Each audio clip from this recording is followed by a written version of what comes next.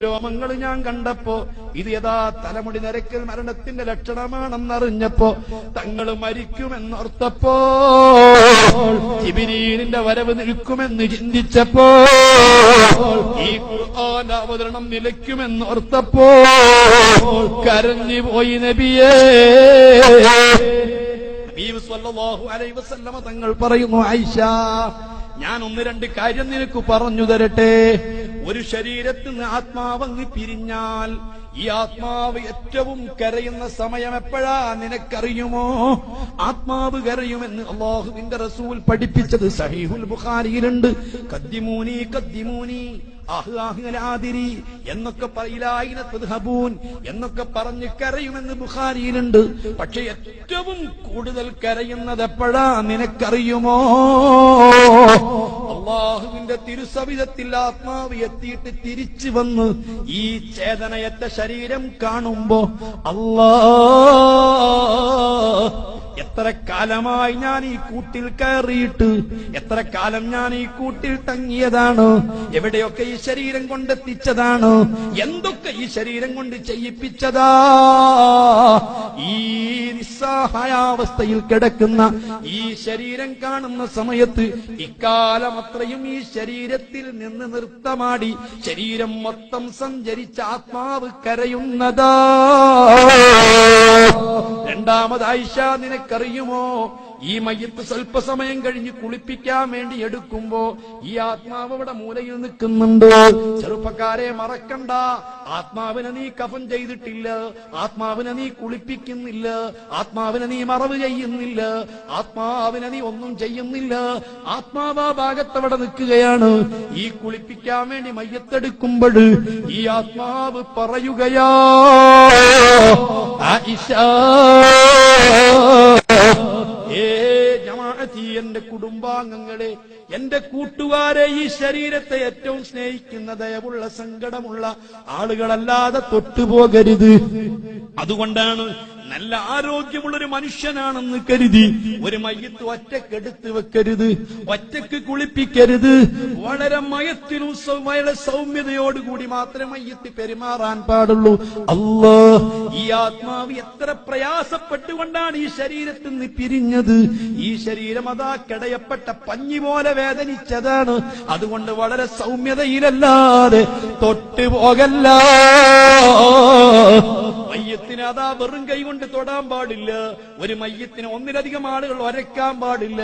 ഒരാൾ മാത്രമേ കുളിപ്പിക്കാൻ പാടില്ല, മറ്റേയാൾ വെള്ളം ഒഴിച്ചു കൊടുക്കണം, മറ്റുള്ളവർ ഹെൽപ്പ് ചെയ്യണമെന്നല്ലാതെ ഒന്നും രണ്ടാളുകൾ കൂടി ഒരു മയ്യത്ത് തേച്ചു കഴുകാൻ പാടില്ല എന്ന് അത്രയും വ്യക്തമായി ഫിഖ്ഹിന്റെ കിതാബുകളിൽ കാണാം. ഇരിക്കട്ടെ, ഹബീബ് തങ്ങൾ പഠിപ്പിക്കുന്നു, അതാവസാനം കുളിപ്പിച്ച് ഒരു നേർത്ത തുണി കൊണ്ട് ഇങ്ങനെ ഒപ്പിയെടുത്തിട്ട്, വെള്ളമൊക്കെ ഒപ്പിയെടുത്ത് ഈ മയ്യത്ത് കഫംപുടയിലേക്ക് കിടത്തിയിട്ട് ഈ മയ്യത്തിന്റെ ഓരോ തുണിയും അങ്ങ് പൊതിഞ്ഞ്, സുബ്ഹാനല്ലാഹ്, നെറ്റിയുടെ ഭാഗമെത്തുമ്പോ, തലന്റെ ഭാഗമെത്തുമ്പോ മൂക്കിൽ പഞ്ഞി വെച്ച്, കണ്ണിൽ പഞ്ഞി വെച്ച്, നെറ്റിയിൽ പഞ്ഞി വെച്ച്, അല്ലാഹുവിന് സുജൂദ് ചെയ്ത അവയവങ്ങൾ മുഴുവനും പവിത്രമായ അവയവങ്ങളായതുകൊണ്ട് അവിടെ മുഴുവനും പഞ്ഞി വെച്ചിട്ട് ഈ ശരീരത്തെ മുഖം കെട്ടുമ്പോൾ ഈ ആത്മാവ് പെടഞ്ഞ് പെടഞ്ഞ് പെടഞ്ഞ് കരയുന്നു.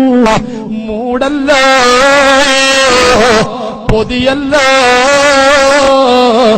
ഈ ആത്മാവിനോ ഈ ശരീരമൊന്ന് കണ്ടോട്ടെ, ഈ ബന്ധുക്കളൊന്ന് കണ്ടോട്ടെ, തന്റെ ഭാര്യയൊന്ന് കണ്ടോട്ടെ, തന്റെ മക്കളൊന്ന് കണ്ടോട്ടെ എന്ന നേക്കുമായി പിരിയുന്നില്ലേ. അടുത്ത 2 കൊല്ലം 10 കൊല്ലത്തേക്കുള്ള പിരിച്ചിലല്ല, ആയിരക്കണക്കിന് കൊല്ലങ്ങളിലേക്കുള്ള പിരിയല. ഒന്ന് കണ്ടോട്ടെ എന്ന് പറഞ്ഞ് നിന്റെ ആത്മാവ് അവിടെ കടന്ന് കരയുമെന്ന് അല്ലാഹുവിന്റെ റസൂൽ നിർത്തി. ആയിഷ, നിനക്ക് കേൾക്കണോ, ഈ ആത്മാവ് അതങ്ങനെ കവൻ ചെയ്തിട്ട് മയ്യത്ത് സ്ട്രെച്ചറിൽ കിടത്തി, മയ്യത്ത് കട്ടിലിൽ കിടത്തി, മയ്യത്തിന്റെ മൂടിയിട്ടിട്ട് ഈ മയ്യത്ത് വീട്ടിൽ നിറക്കുമ്പോ നിങ്ങളെ വളരെ വീട്ടിലും കട്ടിൽ വന്നു പോയിട്ടുണ്ടാവാം. കാറ് വരാത്ത വീടുകളുണ്ട്, ബസ് വരാത്ത വീടുകളുണ്ട്, വാഹനങ്ങൾ കയറാത്ത വീടുകളുണ്ട്. എന്നാൽ ഈ കട്ടില് കയറാത്ത വീടുകളില്ല. ഇന്ന് കയറിയില്ലേ മോനെ, നാളെ വരുന്നതാ നിന്റെ വീട്ടിൽ വരുന്ന വാഹനമാ. ആ വാഹനം വന്നിട്ട് ഞാൻ ചോദിക്കുന്നു, പലരുടെയും മയ്യത്ത് നിങ്ങൾ എടുത്തുകൊണ്ടുപോയില്ലയോ? മയ്യത്ത് കൊണ്ട് നിങ്ങൾ ഇറങ്ങിപ്പോയില്ലയോ?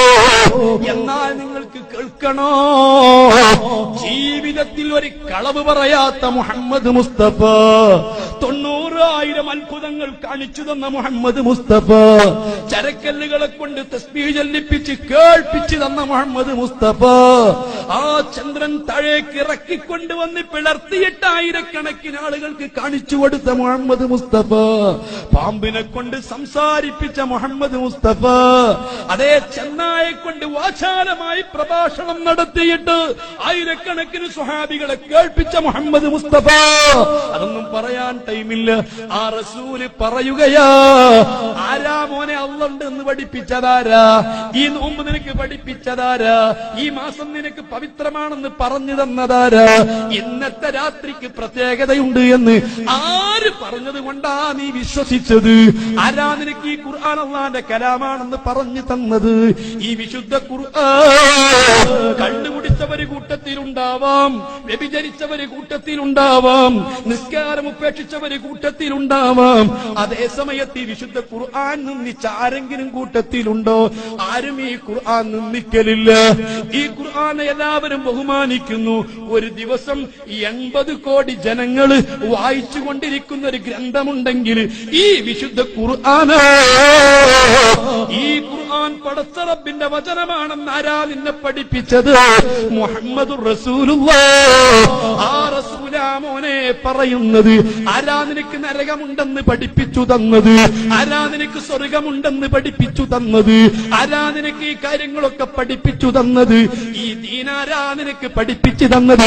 ഒരു വ്യക്തിയല്ലേ, ഒരു മഹാവ്യക്തിത്വമല്ലേ? അതാരാ? മുഹമ്മദുർ റസൂലുള്ളാഹ്. ആ റസൂലാ മോനെ പറയുന്നത്. നിന്റെ വീട്ടിൽ മയ്യത്ത് കട്ടിൽ വന്നിട്ടുണ്ടോ? നിന്റെ വീട്ടിൽ നിന്നൊരു മയ്യത്ത് ഇറങ്ങിയിട്ടുണ്ടോ? നിന്റെ ഉപ്പയെ മയ്യത്തെടുത്ത് കൊണ്ടുപോയിട്ടുണ്ടോ?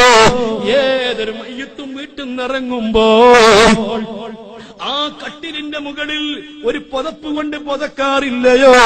ആ പുതപ്പിന്റെ മീതെ ആ മയ്യത്തിന്റെ ആത്മാവ് ഇരിക്കുകയാണ്. ഇരുന്നിട്ട് ആ ആത്മാവ് നോക്കുന്നത് എങ്ങോട്ടാണെന്നറിയോ? ആ വീട്ടിൽ നിന്നിറങ്ങുമ്പോ സുബ്ഹാനല്ലാഹ്, എത്ര സൗന്ദര്യമുള്ള വീടുകൾ, എത്ര സൗകര്യമുള്ള വീടുകൾ, എന്തെല്ലാം സംഘടിപ്പിക്കപ്പെട്ട, ഏതെല്ലാം രൂപത്തിൽ അലങ്കരിക്കപ്പെട്ട വീടുകൾ. ആ വീടുകളിലേക്ക് നോക്കുമ്പോൾ സുബ്ഹാനല്ലാഹ്, ആ വീട്ടിന്റെ ജനലികൾ പിടിച്ചുകൊണ്ട് അതാ പിടിച്ചു മുറുക്കിയിട്ട് സങ്കടം പിടിച്ചടക്കി കരയുന്ന പെണ്ണുങ്ങളില്ലയോ? അവിടുന്ന് ഉയരുന്ന ദീർഘനാഥങ്ങളില്ലയോ? സങ്കടങ്ങളില്ലയോ? ഈ മയ്യത്തിറക്കി കൊണ്ടുപോകുമ്പോ കട്ടിലേറ്റി കൊണ്ടുപോകുന്ന മയ്യത്തിലേക്ക് നോക്കിയിട്ട് ദീർഘശ്വാസം വിട്ടുകൊണ്ട് കരയുന്ന പെണ്ണുങ്ങളില്ലേ? കുട്ടികളില്ലേ?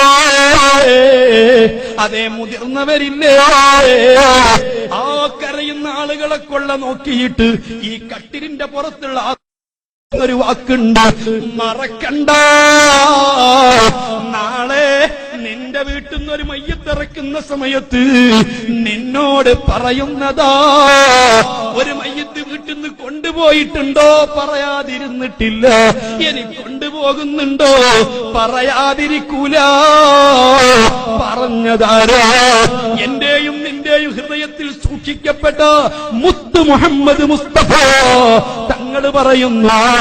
ഈ കട്ടിലിന്റെ മുകളിൽ കയറിയിരുന്ന് ഈ വീട്ടിലേക്ക് നോക്കി ഈ ആത്മാവ് പറയുന്ന ഒരു വാക്കുണ്ട്, യാ ജമാഅത്തി, എന്റെ കൂട്ടുകാരെ, എന്റെ കുടുംബാംഗങ്ങളെ, എന്റെ ബന്ധുക്കളെ, ലാ തഗറന്നകുമുദ്ദുനിയ കമാ ഗറത്തിനി. ഈ ദുനിയാവിന്റെ സൗഖ്യം സൗകര്യങ്ങളും സൗന്ദര്യങ്ങളും കണ്ടിട്ട് ഞാൻ പെട്ടുപോയതാ. എനിക്ക് സംഭവിച്ച മളി നിങ്ങൾക്ക് പറ്റരുതേ. ഈ യാത്രയെക്കുറിച്ച് ഞാനൊന്ന് ചിന്തിച്ചില്ല. ഇത്ര പെട്ടെന്ന് പോകേണ്ടി വരുമെന്ന് കരുതിയില്ല. ഇതിത്ര ഭീകരമാണെന്ന് ഞാൻ ഓർത്തില്ല. എനിക്ക് പറ്റിയതുപോലെ നിങ്ങൾക്ക് പറ്റരുതേ എന്ന് പറയാതെ ഒരു ഉപ്പയും നിന്റെ വീട്ടിൽ നിന്നിറങ്ങിയിട്ടില്ല, ഒരു ഉമ്മയും വീട്ടിൽ നിന്നിറങ്ങിയിട്ടില്ല, ഒരു കൂട്ടുകാരും നിന്റെ വീട്ടിൽ നിന്നിറങ്ങിയിട്ടില്ല. ഹബീബ് റസൂലുള്ളാഹ് അങ്ങനെ മയ്യത്ത് കൊണ്ടുപോകുമ്പോ ഈ കട്ടിലിന്റെ പുറത്തുനിന്ന് ആത്മാവ് ചുറ്റുഭാഗം ശ്രദ്ധിക്കുകയാണ്, വഴിയോരങ്ങൾ ശ്രദ്ധിക്കുകയാണ്. എല്ലാം ശ്രദ്ധിച്ചു പള്ളിയിലെത്തി.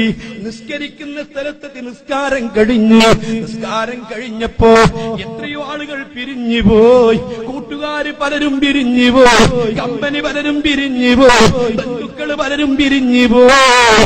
അല്ലാഹുവിന്റെ റസൂല് പറയുന്നു, ആ സമയത്ത് ആത്മാവ് വീണ്ടും പൊട്ടിക്കരഞ്ഞുകൊണ്ട് പറയുന്നു, അല്ലാഹ്, ജീവിച്ചിരിക്കുന്നവർ മരിച്ചവരെ മറക്കുമെന്ന് എനിക്കറിയാം. എത്ര സ്നേഹത്തോടെ ജീവിച്ചവരാണെങ്കിലും, എത്ര ഇടപഴകി കഴിഞ്ഞവരാണെങ്കിലും, എത്ര ആത്മമിത്രങ്ങളാണെങ്കിലും മരിച്ച ദിവസങ്ങൾ കഴിഞ്ഞാൽ ജീവിച്ചിരിക്കുന്നവർ മറക്കുമല്ലോ. ഞാൻ എന്റെ ഉപ്പയെ മറന്നല്ലോ, എന്റെ ഉസ്താദിനെ മറന്നല്ലോ. ആരാ മക്കളെ മരിച്ചവരെ മറക്കാത്തത്? ആരും മറക്കുന്നത്? അതേ സമയത്ത് ആത്മാവ് പറയുന്നതെന്താ? അല്ലാഹ്, ഇവര് ഇന്നെ ഇത്ര പെട്ടെന്ന് മറക്കുമെന്ന് ഞാൻ ഓർത്തില്ലല്ലോ. ഞാൻ പുതിയ പിള്ള ഇറങ്ങിയ സമയത്ത് എന്റെ റൂം ചമയിക്കാൻ അവര് വന്നതാ. എന്റെ പുതിയ പിള്ള ഇറക്കം ഒരു ക്യാമറയിൽ പകർത്തിയതാ. ഇടയ്ക്കിടയ്ക്ക് അവരത് അനുസ്മരിക്കുന്നതാ. അതെ, എന്റെ വീട് കൂടാൻ വന്നപ്പോ അവര് റൂമൊക്കെ ശരിക്കും പരിശോധിച്ചതാ. എന്റെ കൂട്ടുകാരാണ് എന്റെ മണിയറയിലേക്ക് ആദ്യം വന്നുകൊണ്ട് നോക്കിയത്. എന്റെ സ്നേഹിതന്മാരാണ് എന്റെ വീടിൽ കൂടി വന്ന് എന്റെ വീട് കൂടലിന് ആദ്യം വന്നത്. അവരെന്തൊക്കെ സന്തോഷങ്ങളാണെന്ന് ചെയ്തു കൂട്ടിയത്, എന്തെല്ലാം കാര്യങ്ങളാണ് അവര് കൊണ്ടുവന്നത്. പക്ഷേ എന്റെ ബന്ധുക്കൾ അടുപ്പ് കാണാൻ വന്നവരുണ്ട്, അതിനുശേഷം പലതും കാണാൻ വന്നവരുണ്ട്. പക്ഷേ എനിക്ക് ആയിരക്കണക്കിന് കൊല്ലങ്ങൾ കിടക്കാനുള്ള എന്റെ വീടൊന്നും എന്റെ വീടൊന്ന് കാണാൻ പോലും അവര് വന്നില്ലല്ലോ. എന്റെ തേക്കാത്ത വീട്, പഠിക്കാത്ത വീട്, ലൈറ്റില്ലാത്ത വീട്, ഫാനില്ലാത്ത വീട്, സൗകര്യങ്ങളില്ലാത്ത വീട്, ഈ വീട്ടിലേക്ക് എന്നെ ഇറക്കിക്കിടത്തുമ്പോ എന്റെ വീടൊന്നു കാണാൻ, എന്റെ വീടൊന്നു കാണാൻ എന്റെ കൂട്ടുകാർ വന്നില്ലല്ലോ. എന്റെ ബന്ധുക്കൾക്ക് സമയം കിട്ടിയില്ലല്ലോ എന്ന് പറഞ്ഞ് ആത്മാവ് പൊട്ടിപ്പൊട്ടിക്കരയുമെന്ന് റസൂലുള്ളാഹ് മോനെ ചുരുക്കുന്നു. അങ്ങനെ ഖബറിന്റെ അടുത്ത് കൊണ്ടുപോയി നിന്റെ സ്ട്രെച്ചറിൽ നിന്നെടുത്ത് ഒരു തുണി, ഒരു മുണ്ട് കൊണ്ട് നിന്നെ പൊക്കി ആഴം നീളമുള്ളൊരു മനുഷ്യൻ ഖബറിൽ ഇറങ്ങി നിന്നെ ഖബറിലേക്ക് ചരിച്ചു കിടത്തി. നിന്റെ കെട്ടുകളൊക്കെ അഴിച്ച്, നിന്റെ തലന്റെ കെട്ടടിച്ച്, നിന്റെ കവിൾ